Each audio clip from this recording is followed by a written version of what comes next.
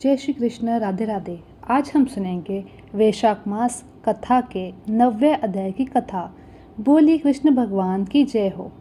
एक समय की बात है, कथा कहने के लिए रोमहर्षक जी के पुत्र उर्क शर्वा मुनि आए और जो कि व्यास जी के परम बुद्धिमान शिष्य थे। वहाँ पर आने पर मुनियों ने उनका भली प्रकार से आदर सत्कार किया। सुख से बैठ जाने पर लोग कहने लगे, रोमहर्ष कुमार सूत जी, आप सर्वज्ञ हैं, पौराणिक विषयों का वर्णन करने में कुशल है। अंत हम लोग आपके मुख से बोतल के मुख्य पर्वतों का महामत सुनना चाहते हैं। तब सूत जी ने कहा, हे महर्षियों, पूर्व काल में मैंने यही प्रश्न गंगा जी के तट पर बैठे हुए वेद व्यास जी से पूछा था। के उत्तर में मेरे सर्वोत्तम गुरु व्यास जी ने कहा, वही मैं आपसे कहता हूँ, आप ध्यानपूर्वक सुनिए। व्यास जी ने कहा, सूत जी, प्राचीन युग की बात है। एक दिन मुनि श्रेष्ठ नारद जी नाना प्रकार के रत्नों से सुशोभित सुमेरु पर्वत के शिखर पर गए और उसके मध्य भाग में ब्रह्मा जी का अत्यंत प्रकाशमान और दिव्य विस्तृत भवन देखा। उसके उत्तर प्रदेश में पीपल का एक पेड़ था, जिसकी ऊंचाई 1000 योजना की थी और विस्तार उसका दुगना था। उस पीपल के मूल भाव के समीप अनेक प्रकार के रत्नों से युक्त दिव्य मंडप बना हुआ था, जिसमें वैद मोती और मणियों द्वारा स्वास्तिक ग्रह बनाए गए थे। वह दिव्य नूतन रत्नों से चिन्हित और दिव्य तोरणों से सुशोभित था। उसका मुख द्वार पर पुष्पराग मणियों का बना हुआ था, जिसका गोपुर 7 मंजिल का था। चमकते हुए हीरे से बनाए हुए 2 किवाड़ उस द्वार की शोभा बढ़ा रहे थे। उस मंडप के भीतर प्रवेश करके नारद जी ने देखा कि दिव्य मोती का एक मंडप है। उसमें वेदुमणि की वेदी बनी हुई है। महामुनि नारद जी उस ऊंचे मंडप पर चढ़ गए और वहां पर उक्त मंडप के मध्य भाग में बहुत ऊंचा सिंहासन था, जिसकी तुलना नहीं की जा सकती। उसके मध्य भाग में हजारों दलों से सुशोभित एक कमल था, जिसका रंग सफ़ेद था। उस कमल के मध्य भाग में 10,000 पूर्ण चंद्रमा हो सके भी अधिक कांतिमान कैलाश पर्वत के समान आकर वाले एक सुंदर पुरुष बैठे हुए थे, जिनकी 4 भुजाएं थी। अंग अंग से उदारता टपक रही थी। वाराह के समान मुख था। वे परम सुंदर भगवान पुरुषोत्तम अपने चारों हाथों में शंकर, चक्र, अभय और वर धारण किए हुए थे।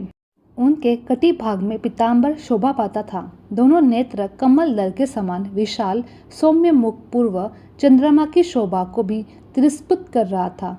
मुखारविंद से धूप की सुगंध निकल रही थी। सामदेव उनकी ध्वनि, यज्ञ उनका स्वरूप, सुरुक उनका मुख था और सुरवा उनकी नासिका थी। मस्तक पर धारण किए हुए मुकुट के प्रकाश से उनका मुख अत्यंत उद्भाव हो रहा था। उनके वक्षस्थल में श्रीवत्स्य का चिन्ह सुशोभित था और श्वेत यज्ञोपवीत्र धारण करने से उनके अंगों की शोभा भी बढ़ गई थी। उनकी छाती चौड़ी और विशाल थी और कस्तों में मणि के दिव्य प्रभास देदी मान्य हो रहे थे। ब्रह्मा, वशिष्ठ, मार्कंडेयत्री उनकी दिन रात सेवा में संलग्न रह रहे थे। इंद्र आदि लोग पालोबा उन वारा भगवान का दिव्य उपनिषद मंत्रों से स्तवन करके अत्यंत प्रसन्न हो वे वहीं उनके पास खड़े हो गए। इतने में ही दिव्य दूदम भी बज उठी। उसके बाद वहां पर पृथ्वी देवी का शुभ आगमन हुआ। रत्नों सहित समुद्र के सत से दिव्य वस्त्र धारण हुए बड़ी शोभा पा रहे थे। ईला और पिंगला नाम वाली 2 सखियां उनके साथ भी उन दोनों के लाए हुए फूलों को लेकर पृथ्वी देवी भगवान वाराह के चरणों में बिखेर दिया और उन देवेश्वर को प्रणाम करके वे दोनों हाथ जोड़कर उनके आगे खड़ी हो गई। तब भगवान वाराह ने कहा, पृथ्वी देवी, मैं तुम्हें शेषनाग के सुखदायक मस्तक पर बिठाकर और संपूर्ण विश्व को तुम्हारे ऊपर स्थापित करके पर्वतों को तुम्हारा सहायक बनाकर यहाँ आया हूँ। फिर तुम यहाँ पर किस लिए आई हो? पृथ्वी देवी ने कहा, भगवत, आपने पाताल में मेरा उद्धार करके ऊंची रतन सिंहासन की भांति शेष नाग के रतन युक्त मस्तक पर जो हजारों फणों से सुशोभित है मुझे बैठाया है। इस प्रकार मुझे भली बातें स्थिर करके मुझे धारण करने में समर्थ पुण्य में पर्वतों को मेरे ऊपर स्थापित किया है, जो आपके ही स्वरूप है।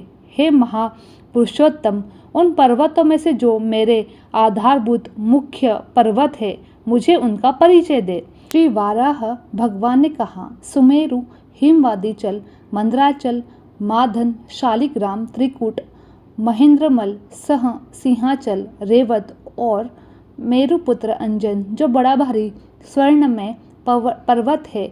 वसुंधरे, यह सभी श्रेष्ठ पर्वत तुम्हारे आधार है। मैंने देव समूहों और ऋषि समूहों के साथ इन पर्वतों का सेवन किया है।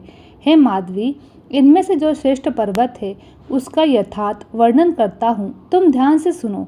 देवी, शालिग्राम, सिंहाचल और गिरजा राज माधव, यह उत्तम शैल हिमालय की ओर उत्तर दिशा में स्थित है। हे वसुंधरे, अब दक्षिण के पर्वतों के नाम बताता हूँ। अरुणाचल, हस्ती पर्वत, गंगाधाचल और घाटिकाचल, यह सभी पर्वत क्षीर सागर के समीप पड़ते हैं। हस्ती पर्वत से 5 योजन उत्तर स्वर्णमुखरी नाम का एक उत्तम नदी बहती है। उसी के उत्तर तट पर कमला सरोवर है, जिसके किनारे सुखदेव जी को वर देने वाले और भक्त की पीड़ा को नाश करने वाले भगवान श्री कृष्ण बलभद्र जी के साथ निवास करते हैं। शुद्ध चित्त वाले मुनि सदा उनकी आराधना करते हैं। कमला सरोवर से उत्तर 2 कुछ दूरी पर कल्प वृक्ष से सुशोभित श्रेष्ठ वन में श्री वेंकटगिरी पर्वत है, जो कि वह पर्वत 1 योजन ऊंचा और 7 योजन चौड़ा है। वह शिखर रत्न आदि धारण करने वाले हैं। इंद्र यादि देवता, दैत्य, दानव, राक्षस यादि अप्सराएं है वहाँ नियमित से निवास करती है। नाग, गरुड़, किन्नर वहाँ तपस्या करते हैं और इन सब से सेविक अनेक नदियाँ वहाँ पर, जिनका दर्शन करना बहुत ही पुण्यप्रद है। हे देवी, उस पर्वत पर अनेक प्रकार के रत्न और दिव्य सरोवर शोभा पाते हैं। उन सब तीर्थों में प्रधान चक्र और तीर्थ का वर्ण सुनो। देवी चक्र तीर्थ और देव तीर्थ, आकाश गंगा का, कुमारधारिका तीर्थ, पापनाशक तीर्थ, पांडव तीर्थ और स्वामी पुष्करणी तीर्थ, यह 7 तीर्थ उस उत्तम वेंकटेचल पर्वत पर, नारायणगिरी पर्वत पर सर्वश्रेष्ठ माने गए हैं। इन 7 में भी जो श्रेष्ठ कल्याणमयी और स्वामी पुष्करणी तीर्थ है, वहाँ भूदेवी उसके पश्चिम तट पर तुम्हारा साथ निवास करता हूँ और दक्षिण तट पर संपूर्ण जगत के स्वामी भगवान लक्ष्मी निवास विराजमान रहते हैं। समुद्र वासना, हे देवी, पृथ्वी वहाँ स्वामी पुष्करणी, गंगा आदि संपूर्ण तीर्थों के समान है। तीनों लोकों में जो तीर्थ, सरोवर या नदियाँ हैं, उन सब का अधिपत्य स्वामी पुष्करणी तीर्थ को प्राप्त है। उस परम पवित्र तीर्थ का सेवन करने के लिए दिव्य गिरी वेंकटापुरम में कहता हूँ, तुम ध्यान से सुनो। देवता, ऋषि और सनकादिक योगी सतयुग में अंजन गिरी को, त्रेता में नारायण गिरी को और द्वापर में सिच को और कलयुग में श्री वेंकल को परमात्मा भगवान विष्णु का निवास स्थान कहते हैं। अन्य विद्वानों का भी यह मत है। जो 1000 योजना दूर अथवा द्वीपों में पहुंचकर भी गिरिराज वेंकटेश्वर को प्रणाम करता है, उस प्रणाम करने के उद्देश्य से उसकी दिशा की और भक्ति के भाव में मस्तक झुकता है, वह सब पापों से मुक्त होकर विष्णु लोक में जाते हैं।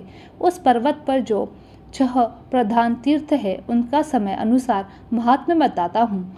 माघ के महीने में जब भगवान सूर्य कुंभ राशि में स्थित हो, तब मेघ नक्षत्र युक्त महापूर्णिमा तिथि को गिरिराज वेंकटागिरी पुष्करणी है, वहाँ समस्त लोकों में पवित्र करने वाली हो जाती है, जिसके तट पर कृतिका और अग्नि से उत्पन्न पार्वती नंदन स्कंद देवसेना के साथ भगवान विष्णु का पूजन करते हुए निवास करते हैं। उस तीर्थ में जो मध्याह्न काल में स्नान करता है, अब उसके पुण्य फल को सुनो। हे देवी, यदि सभी तीर्थों में जो 12 वर्ष तक नियम पूर्वक स्नान करता है, उसे जिस फल की प्राप्ति होती है, वह फल धारा तीर्थ में स्नान करने वाले को प्राप्त होती है। जो उस तीर्थ में यथाशक्ति दक्षिणा के साथ अन्नदान करता है उसे भी उतना ही फल मिलता है जितना स्नान के लिए बताया गया है। हे देवी, जब मीन राशि के सूर्य हो तब उत्तर फाल्गुनी नक्षत्र से युक्त पूर्णिमा तिथि को चौथे प्रहर में पर्वत की गुफा के भीतर तुम्ब तीर्थ में जो मनुष्य स्नान करता है वह पुण्य गर्भ में नहीं आता। जब सूर्यदेव मेष राशि पर हो तब चित्रा नक्षत्र से युक्त पूर्णिमा तिथि को पुण्य में प्रभात के समय आकाश गंगा के जल में स्नान करने वाला मोक्ष को प्राप्त करता है। सूर्यदेव जब वृष राशि पर हो तब वैशाख के महीने में शुक्ल या कृष्ण पक्ष की द्वादशी तिथि को रविवार या मंगलवार को योग होने पर अथवा शुक्ल या कृष्ण पक्ष में रविवार के दिन पुष्प या हस्त नक्षत्र में योग होते पर जो मनुष्य संगम काल में पांडव तीर्थ के भीतर स्नान करता है वह इस लोक में कभी दुखी नहीं होता, परलोक में सुख की प्राप्ति करता है। हे महाभाग्य, शुक्ल अथवा कृष्ण पक्ष में रविवार के साथ जो सप्तमी तिथि आए उसमें यदि पुष्प नक्षत्र हो या हस्त नक्षत्र हो तब गिरिराज वेंकटापुर में पापों से मुक्त हो जाता है। हे भूदेवी, अब एक रहस्य की बात सुनो। अनंत नाम के महापर्वत पर मेरे दिव्य मंदिर के वायव्य कोण में शिखर पर स्थित गुफा में देव तीर्थ नाम से प्रसिद्ध एक सुंदर सरोवर है। उसमें पुष्प नक्षत्र युक्त बृहस्पतिवार को अथवा व्यातपात योग में अथवा स्वर्ण नक्षत्र युक्त सोमवार को जो स्नान कर लेता है उसके पुण्य का वर्णन सुनो। इस लोक में जानबूझकर यहाँ अनजाने में किए हुए जो भी पाप होते हैं वे सब अत्यंत पावन देव तीर्थ में गोता लगाते ही नष्ट हो जाते हैं। पुण्य की वृद्धि होती है और अंत में वह चंद्रलोक में सम्मिलित होता है। यह सब सुनकर पृथ्वी देवी ने भगवान वाराह को इस प्रकार स्तुति की। हे देवेश्वर, हे वाराह मुख के अचल, आपको नमस्कार है। हे महाबाहो, आपकी श्वेत कांति क्षीर सागर के समान है, आपको नमस्कार हो। हे देव, आपकी 1000 भुजाएं हैं। आपने कल्प की यादि के एक कारण वर्ण के जल से मेरा उद्धार किया है, तभी मैं संपूर्ण जगत को धारण करती हूँ। हे प्रभु, अनेक दिव्य आप विभूषित यज्ञ सूत्र से सुशोभित है, लाल वस्त्र धारण करते हैं और दिव्य रत्नों में अलंकृत है। आपके चरण अरविंद प्राप्त काल उदय होने वाले सूर्य नारायण के समान अरुण कांति वाले हैं। आपको बारंबार नमस्कार है। आप चंद्रमा के भांति शोभा पाने वाले, आपका बल और पाक महान है। आपके श्री अंगों में दिव्य चंदन का लेप लगा हुआ है और कानों में तपाए हुए स्वर्ण के कुंडल झिलमिला रहे हैं। आप इंद्र नील मणि से प्रकाशमान स्वर्ण में बाजूबंद में विशोभित है। महाबल आप में, आपके दंडों में अग्रभाग में हिरण्यकश्यप नाम के दैत्य का वध स्थल और चिरडाल आपने नेत्र के खुले हुए कमल पुष्प के समान परम सुंदर है। आप अपने मुख से सामदेव के मंत्रों का गान करते हैं और सबके मन को मोह लेते हैं। हे विशाल लोचने, ब्रह्मा जी और भगवान शिव आपके चरणों की वंदना करते हैं। आपका श्री विग्रह सर्व विद्यमान और आपके शब्दों की पहुँच से परे है। आपको बारंबार नमस्कार है।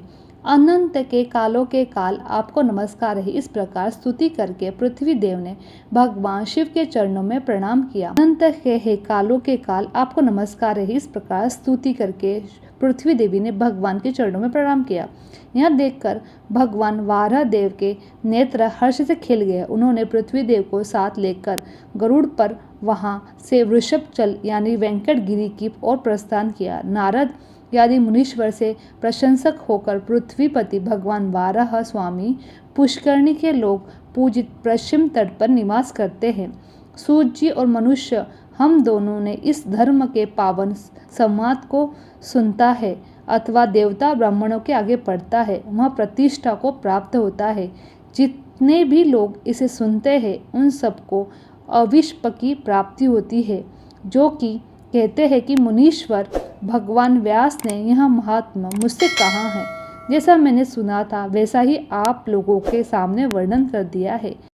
यहाँ पर आज के अध्याय की कथा समाप्त होती है। आगे की कथा हम अगले अध्याय में सुनेंगे। बोले भगवान विष्णु की जय।